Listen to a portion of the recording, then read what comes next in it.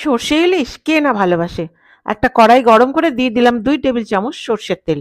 দিয়ে তেলটা গরম করে নিয়ে দিয়ে দিচ্ছি চেরা কাঁচা লঙ্কা আর 1/4 চা চামচ কালো জিরে। একটু নেড়ে নিয়ে দিয়ে দিলাম আন্দাজ মতো জল। দিয়ে দিচ্ছি হলুদ গুঁড়ো, আদা বাটা আর স্বাদ অনুযায়ী লবণ। দিয়ে একটু নেড়ে নিয়ে দিয়ে দিলাম ইলিশ মাছের টুকরোগুলো। দিয়ে হালকা নেড়ে নিয়ে ঢেকে আমি ৩ থেকে ৪ মিনিট রেখে দেবো। ৪ মিনিট হয়ে গেল, ঢাকনাটা খুলে নিয়ে মাছগুলো হালকা করে উল্টে দিচ্ছি। ঢেকে আরো ২ মিনিট রেখে নিয়ে দিয়ে দিলাম ৩ চা চামচ সর্ষে বাটা আর কাঁচা লঙ্কা বাটা। দিয়ে একটু নেড়ে ঢেকে আরো ২ মিনিট আমি রেখে দিচ্ছি।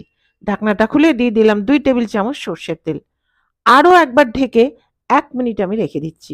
এবারে দিয়ে দিলাম চেরা কাঁচা লঙ্কা। দিয়ে ঢেকে দিলাম, গ্যাসটা বন্ধ করে দিলাম, রান্নাটা কমপ্লিট। এইবার একটা প্লেটের মধ্যে আমি তুলে নিচ্ছি। দিন তৈরি বাঙালির অতি সুস্বাদু সর্ষে ইলিশ।